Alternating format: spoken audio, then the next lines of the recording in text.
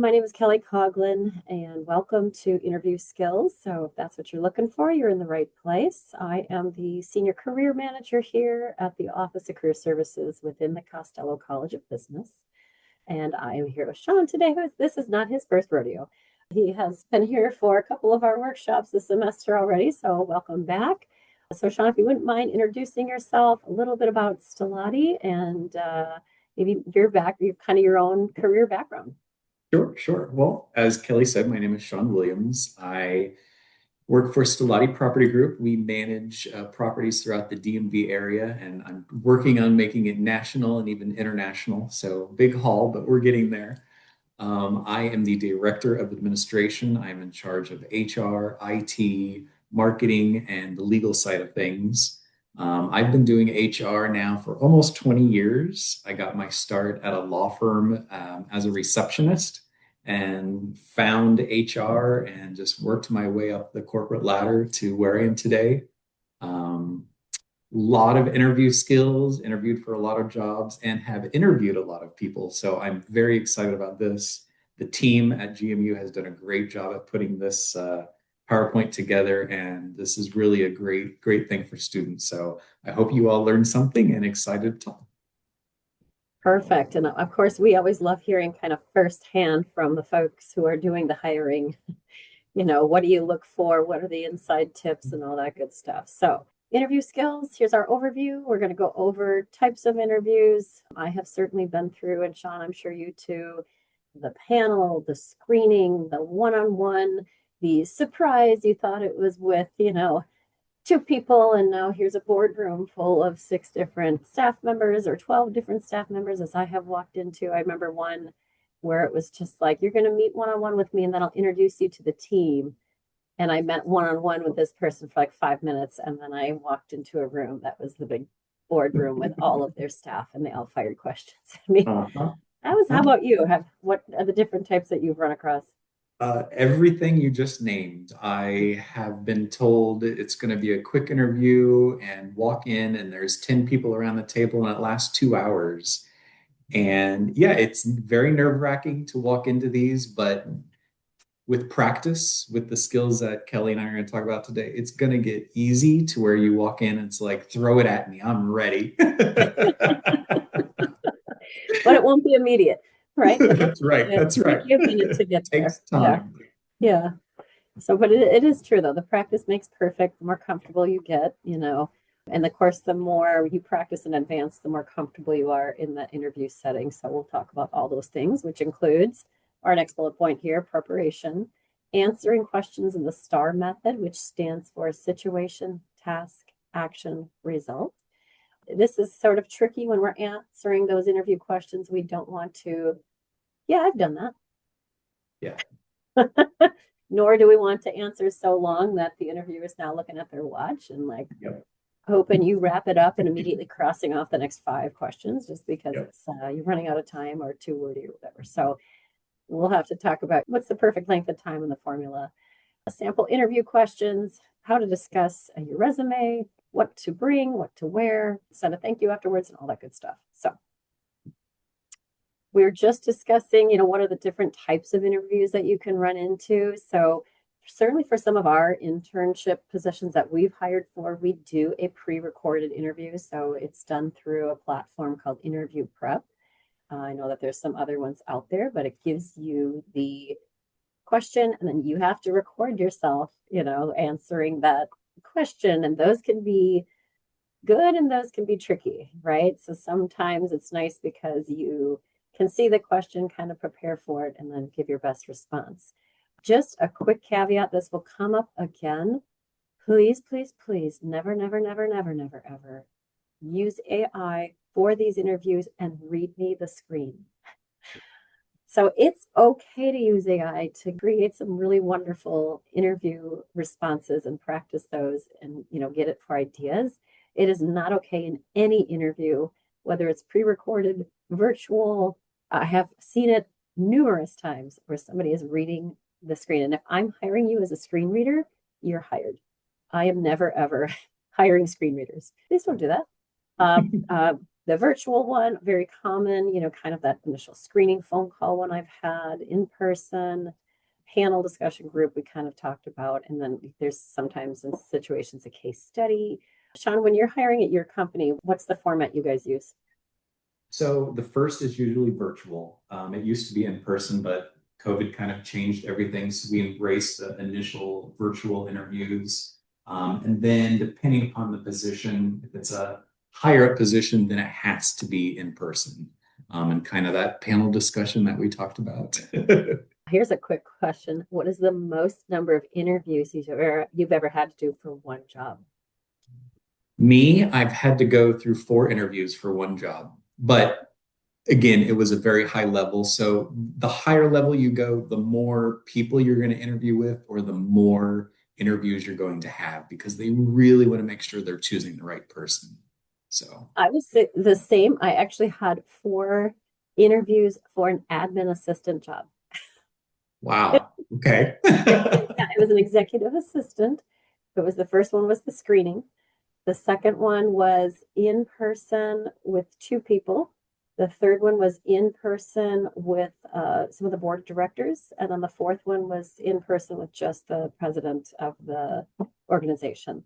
They weren't, all back to back, obviously. I kept coming Yeah. back and that kind of stuff. I did get the job, but that was intense. So sometimes never know what you're going to be walking into there. So we'll talk Yeah. about preparation. Nothing will kill an interview faster than if you go into that interview and Shawn says, "What do you know about Stoladi?" And you say, "Nothing," Yep. right? Or, "I think you guys do like real estate or something. I'm not quite Mhm. sure." Right. So we want to make sure we're dazzling the employer by preparing in advance. I have set up many a student with an interview and have the employer come back to me and say, "You need to do some more coaching with this student because they weren't aware that we did this or they couldn't answer that simple question." So we definitely want to err on the side of kind of overstudying for the interviews. And so here are some of the bullet points here that we can prepare for. What is the type of interview? Again, sometimes you don't know, but you can certainly always inquire. They really shouldn't be a secret. What are some new technologies, AI, impacting the industry, right? So if you could talk about AI and how it might intersect with that particular company, that would probably be dazzling, right, Shawn, to the employer. Mhm. Oh, How, yes. yeah, I was going to say, how are you guys kind of utilizing AI in your market right now? So a lot of it has to do with marketing for our side of things. We're used to the old-fashioned way, and with the younger generation coming in, we're trying to embrace like, hey, there's new ways of doing this. And it's kind of looking at taking SOPs, standard operating procedures, and we really need to get these in place. Okay, well, instead of 4 or 5 people coming together to put everything into one document, it's sitting down with the information, throwing it into AI and seeing what it comes up with and using that as kind of the base, the foundation guide to then develop what actually pertains to the business. So it's happening everywhere. I talk with people in the legal industry. AI is writing drafts for judges and for attorneys to go into court with. It's literally changing everything, and it's a great tool. But you have to make it personalize it to make it sound like it's from a human being. Right. Right, exactly. We certainly had employers who commented that somebody came in with a fabulous looking resume and then they did the interview and either they asked questions based on that resume and they got a blank stare because it was AI generated. It was like, I said, I did what now? Yep. Or you sound in person nothing like how you come across on your resume, right? So that resume can maybe get your foot in the door, but that interview is going to quickly screen you out if that resume was not in your own language or you sound, kind of nothing like that. So something to be aware of there. So basic trends and growth in that particular industry. Who are the competitors? Searching networking sites, talking to alumni who might work there already and kind of getting the inside scoop. Totally recommend going that route as well. So let's proceed here. Trying to, where are we going to find this information, right? So we can go to the company website. A lot of companies will certainly have sort of a section called in the news, right? Where they're, what are some times that they've been quoted recently or some stories that they've produced and all that kind of good stuff. LinkedIn, always great. I would recommend in two ways following the company you're interested in on LinkedIn. One, to stay on top of trends and what that particular company is into and promoting and all that kind of good stuff, but also from a recruiter algorithm perspective, that factors into who the recruiters are going to call, is who is following the company I'm recruiting for. Okay. And there's like a difference. There's a whole algorithm, and I go into it in much more detail in the LinkedIn workshop, which Shawn, I know you were a part of as well. But if you want to know the scoop for what are the factors on that LinkedIn profile that factor into the algorithm, I can definitely go over all that with you at some point. So again, company website, LinkedIn, Glassdoor, Handshake, pay scales, and this can help too. We don't want to get into that interview and say, how much do you pay? Right? Nothing would turn off an employer more than starting out with money talk, right, Shawn? Oh, that's right. It'll come up eventually, but yeah, that should never be the first like 5 questions. How much will I make here? Yes, right. And it'll make you stand out, but not in a great way. Yeah. So there's some homework that you can do. I know that more and more companies are going towards that movement of posting the salary so that everybody kind of goes in with their eyes wide open. I've had it where during the screening phone call, they just flat out say, here's the salary. Is that acceptable to you? Do you want to continue with this interview process, or let's just part ways right now? These are some really great resources, again, especially Glassdoor and Payscale and Salary, to figure out for that role with this company in this location. Give me a range. Again, there's some really good tools here. So let's just take a little journey off of our PowerPoint. Again, I don't want to do death by PowerPoint. I'm going to pop this in our chat. I'm going to share my screen here. All right. This is a really cool tool because, well, prepare to be dazzled. So in ONET, you can look up job titles. So let's just look up, they have dental assistant already in here. I'm going to look up analyst. I'm interested in being a logistics analyst. So I'm going to look up logistics analyst. It's going to tell me what are the tasks that this folks in this job do. What is the technology they need to be aware of? Work, all this stuff, job zone, la la la la la la la la la la la la la. But the part that I care about the most is job openings and salary. So if we go to wages and employment trends, I can actually pop in here our zip forward Mason, and it's going to tell me a couple things. We always want the sunshine. That tells me that they are going to be hiring at a above average rate. So that's a really good industry to explore. And then here is some numbers based on either Virginia, DC area, obviously a huge range here, and you can determine this by kind of where you're at in your career. So if I just got my bachelor's and I don't have a lot of experience, probably not going to ask for $164,000. Never will I ever make $164,000 personally. But that's because I didn't go into logistics. So down here, it's gonna break it down for you. Here's the DC area, here's Virginia, and then how this compares to the United States at large. Now, if you're moving out of the area, you can look this up by the region that you're moving to, and then it'll break it down even further based on those subsets of those regions. So that is pretty cool.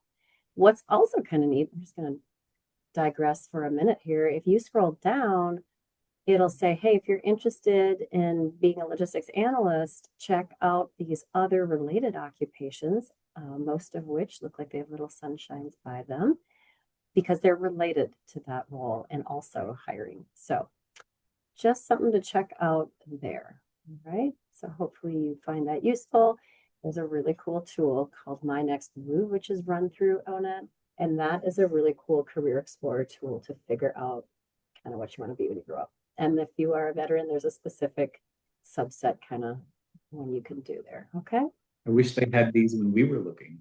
I know. I had a pegboard, a piece of paper at career services that Yep. you would, walk by, or a 3-ring binder full of job opportunities. And that's how we did it in, back in the day. Yeah. I won't say what year that was, but it was, the internet was just becoming a thing. All right, let's go back to our slideshow here. Bunch of different options here again for doing that research on salaries and good stuff like that. Again, the one thing I like about Glassdoor specifically is you can put in this company at this job, location with this job title. And it not only gives you salaries, but it gives you like reviews of the company. So that can be helpful as well. And so part of that research that we want to do before the interview, let's look at that job description. And a really great way to prepare for that interview, and Shawn backed me up on this, is looking at the different bullet points. Now, we run into a sticky wicket when that job description is really vague. It's like, must have a bachelor's degree and a GPA above 3.2. And you're like, cool, how do I prepare for this? So it can be a little tricky. That's where, AI can be really helpful because you could say, what are some skills that would be really handy with this job title at this company? And I'll give you some ideas there. But if you have a really good job description for each bullet point on that job announcement, be able to answer, tell me of a time. So if they want Tableau, they want Power BI, they want AI, they want communication skills, whatever it is, tell me of a time you use that. Give me an example. Shawn, what's been your experience and how do you look for that when you're interviewing? Yeah, absolutely. A prime example, one that's very important, is property management. We are very different from other property management companies where we require our managers to know a lot of accounting.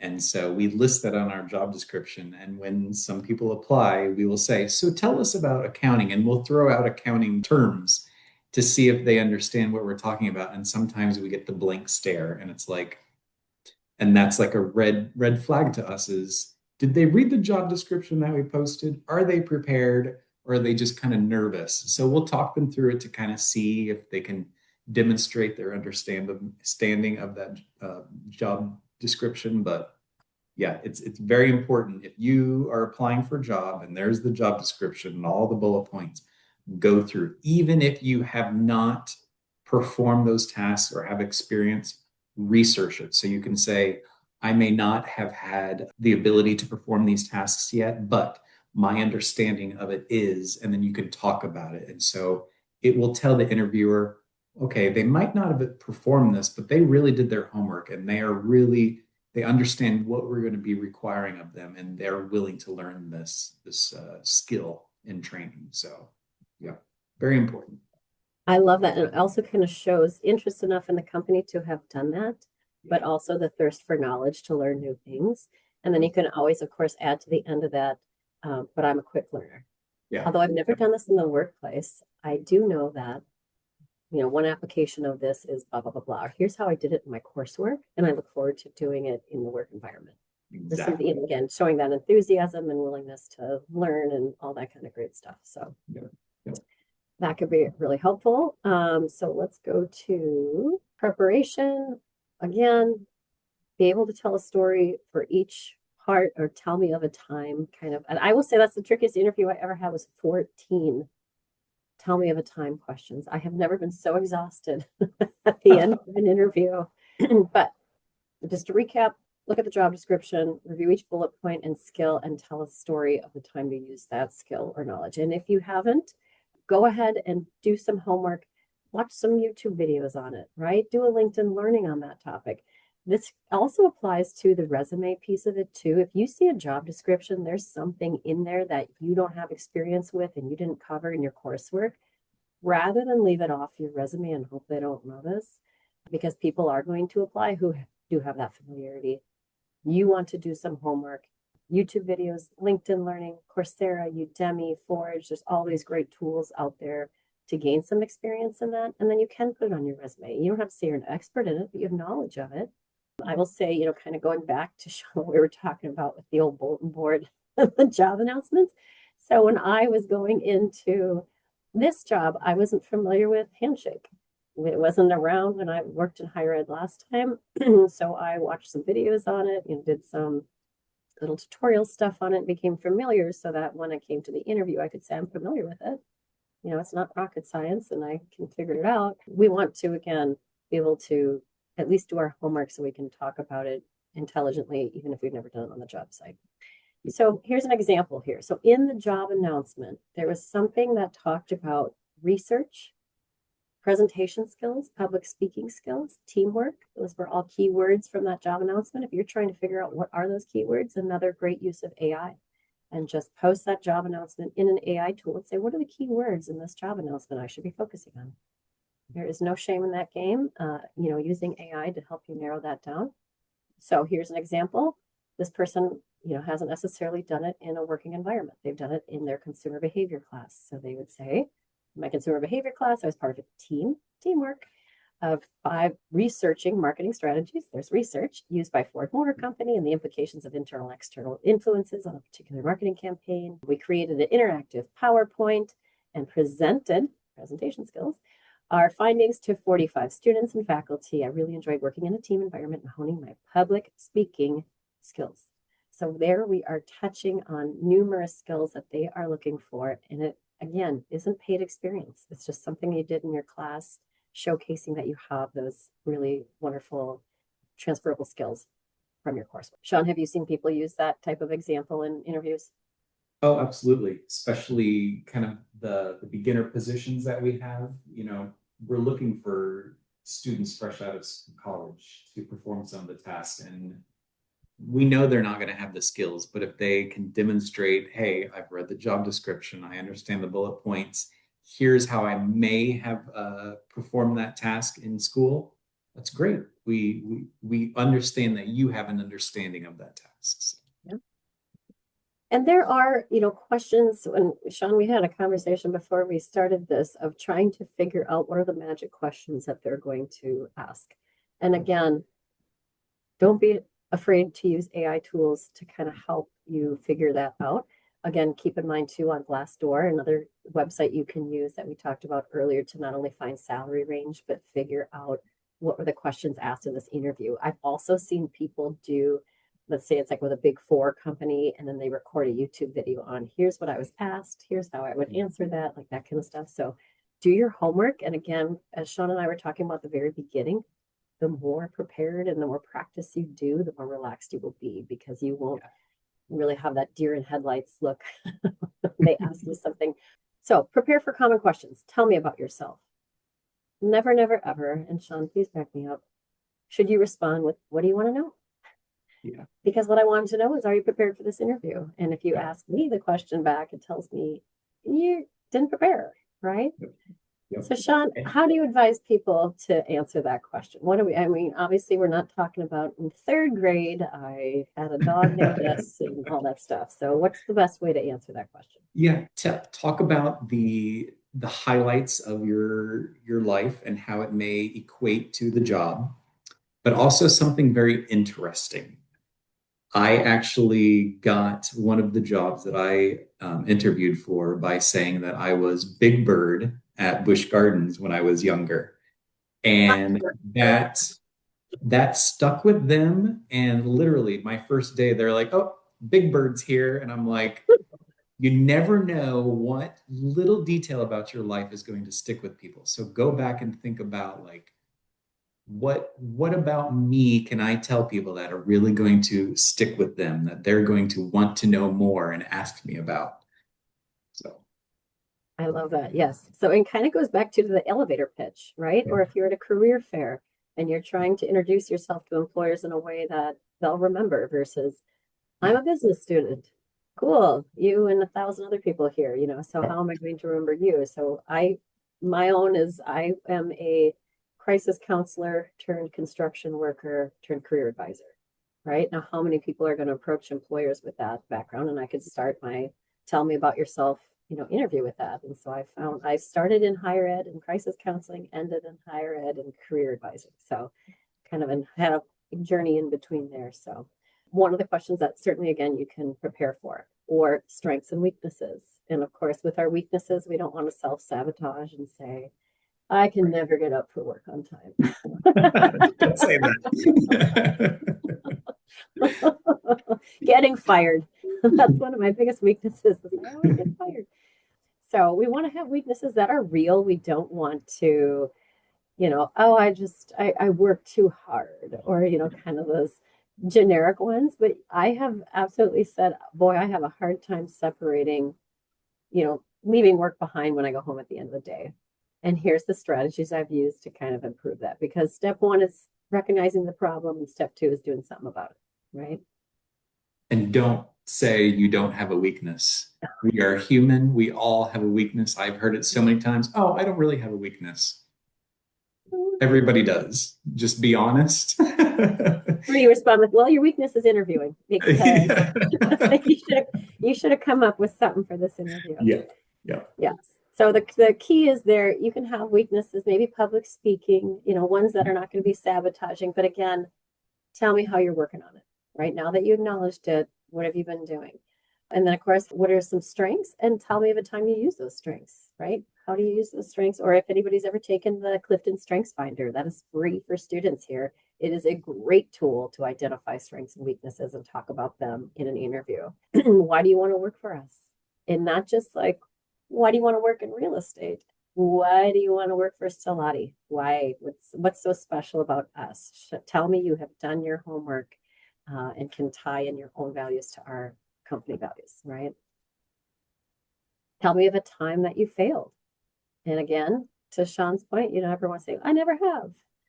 Like, well, okay, well, everybody fails at some point in Yeah. something. And do you just not have the awareness to talk about it or what's going on there? And it's okay to admit that you failed. And what did you learn from it? Why should I hire you? I actually asked that one at the end of our internship interviews is why are you the best candidate? Why should I hire you above everybody else? 5 and 10 year plans, salary requirements. That's where we kind of want to get into a range or Shawn, what's the safest answer to that one? A range. I have always advised everybody do not come in and say, this is the amount I want. Say, well, I'm looking for something in between these numbers. Because once you give a number, that's what employers are going to go with. And if it's on the lower side, but you're worth a lot more, employers are going to go with the lower side. So always say, well, I'm looking for 90,000 to 110,000, even though the job might pay 80 to 120. Kind of go in that middle range, but again, don't give a higher amount to where you're not going to get the job, and don't give a low amount where you're underpaying yourself. Give a range kind of in the middle of the range that they've given to you. And if they haven't given you a range, as Kelly said, do the research so you know where the amount should be paid, and that's what you're going to give. And if the company is not paying what it should be for that range, then you probably don't want to work for the company. Absolutely. And I've certainly been guilty of both where, you don't want to go so low that it's great you got the job, but now you can't pay your bills. Yeah. So I've had it where it doesn't even like occur to me to negotiate because I was just so thrilled with the offer. And then you're of course leaving money on the table. And then I've also done it where the lower end of my range was still higher than they were hiring, and I would have taken that job for $5,000 less, and I kind of got my way out of the job that way. So you want to be really careful and thoughtful about how you come up with that range. Yep. And again, we talked about this already, but you can use examples from classes that you've taken, stuff you've done with student organizations, volunteer work, paid experience, athletics, all that good stuff. And I did mention the STAR approach earlier: situation, task, action, result. What was the situation? What was the task? What action did you take? And then how did it resolve? Was it successful? Was it unsuccessful? And that's okay to have lessons learned either way. And of course, we are always here to practice with you. And I'm happy to look up questions that they might ask. And when you show up, arrive early, have mapped out because you do not want to be stuck in traffic, because there's an accident and sweating because now you're going to be late and it's just going to throw you off. So plan to be there really early so that you can just sit in your car and play on your phone, whatever you want to do, prepare, practice before you walk in there. Have copies of your resume because don't you look slick if you walk in and some people may have just been like at the last minute, into this. They don't have your resume in front of them, and then you're the organized one who has copies for everybody. Happens a lot.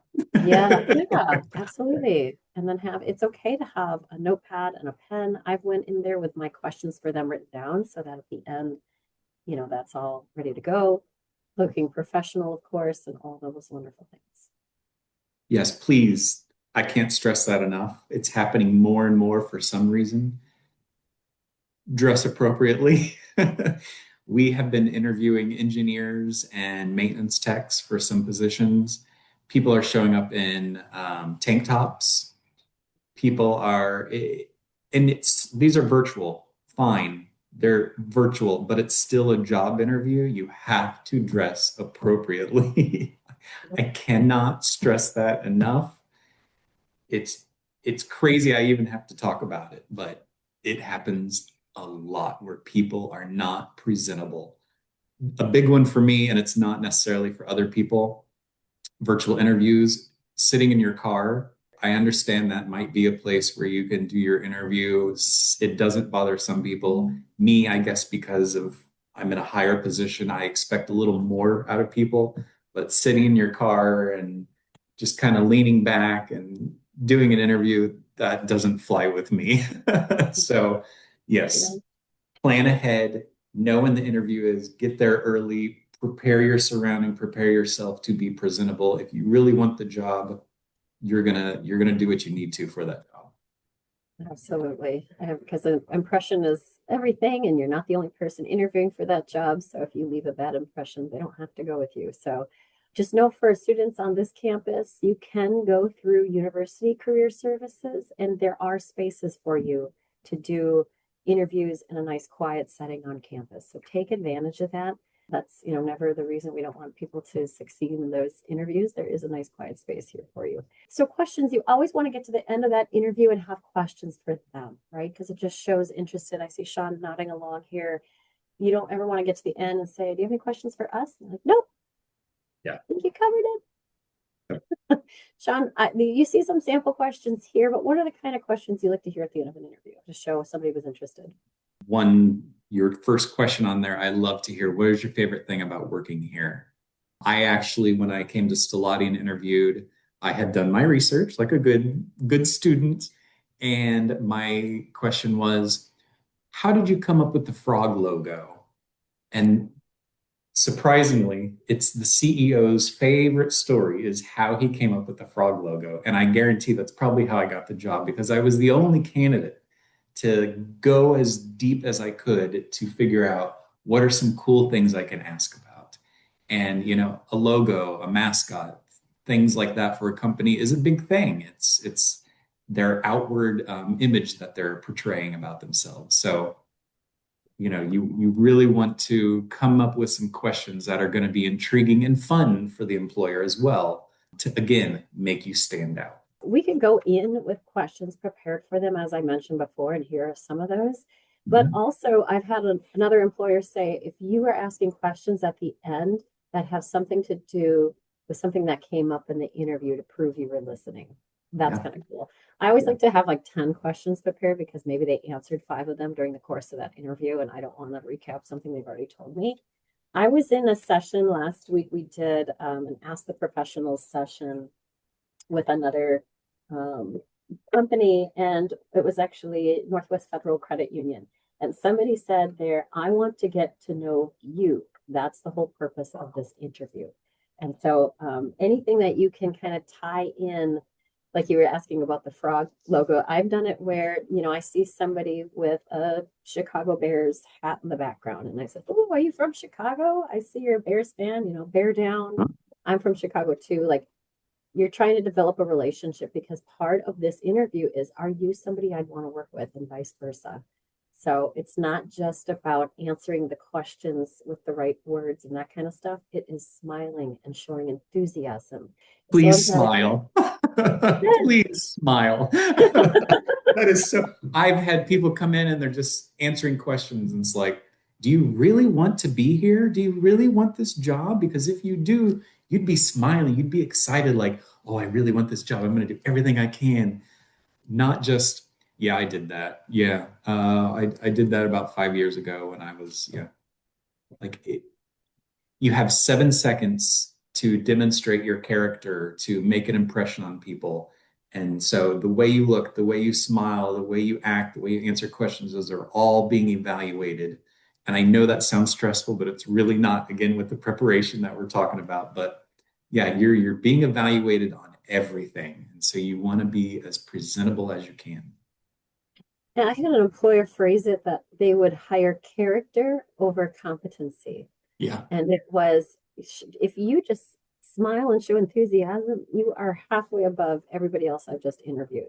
I, 100%. yeah, I would take that enthusiasm because I can train you on a lot of things, but I Mhm. cannot train you to love this job if you're not even excited in the interview, or it's like blink twice if you're here against your will. That's not the impression you want to make. So here again, just recapping, arriving early, nice firm handshake and a smile, eye contact, natural breaks, avoid rambling. This is why we practice. And if you don't know the answer to something, it's okay to take a pause, right? You don't have to just like wordsmith it on the spot. You can say, that's a really great question. Can we Yeah. come back to that one and write that down and then hope to circle back at the end and then frantically, of course, come up with an answer that you like that you can answer later. I've certainly coached people through. It's so hard when you're nervous not to just talk super fast and try to get through the whole thing and la la la la la la la. But again, take it slow, answer concisely, but also we don't want to, yep, nope, uh-huh, I've done that.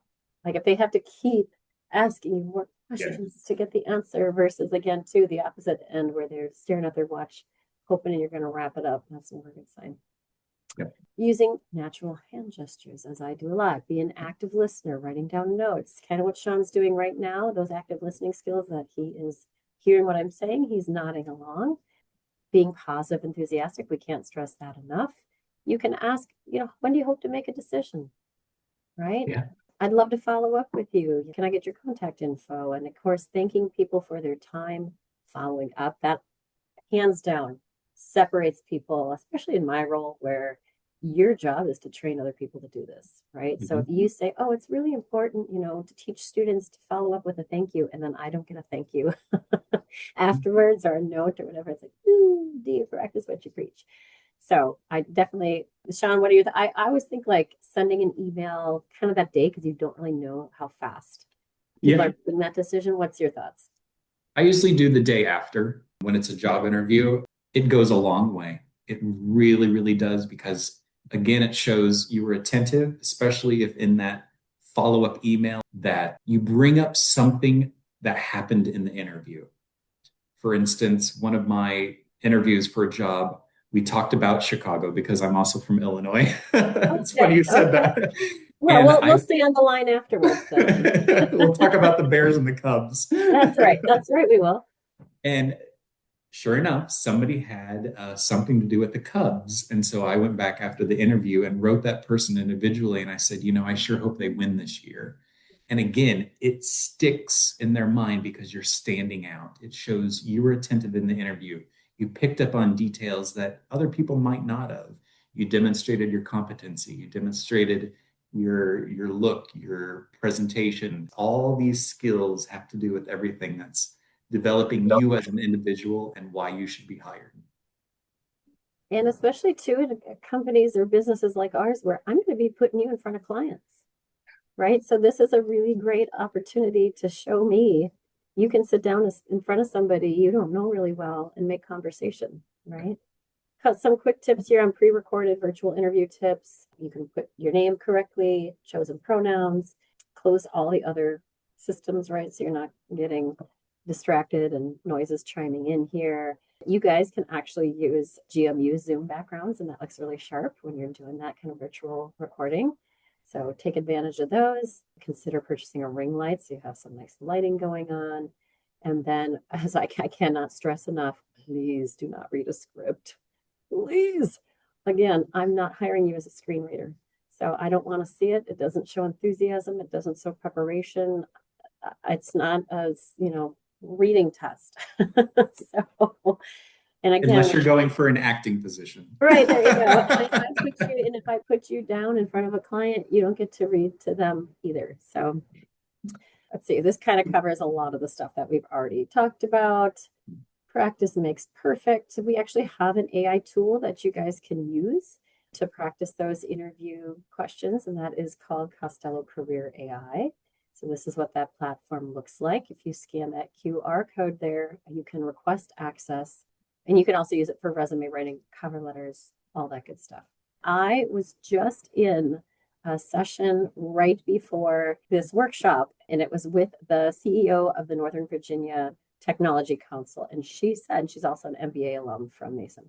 And she said, everybody in this day and age should be using AI to practice for interviews. It's like unheard of to not be using it for this purpose. So let's talk about the good, bad, and the ugly. How we can do it. So this does not place, again, AI is not necessarily going to say, boy, you really should have brought up the Cubs in the background, right? So we still want to practice kind of the human aspect of it, but we don't want to put personal information in the AI. Keep in mind, if we're putting something in there, it might spit out the same answers for all of us, and your whole point of your interview is wanting to stand apart. But again, it's okay to use it to gain ideas and say, here's the job announcement. What are some questions they might ask me? Give me 15 questions based on this job announcement they might ask. And this is an entry level position, and I am a recent business grad. Here's some AI prompts that you can use. How can I prepare for common interview questions for this role?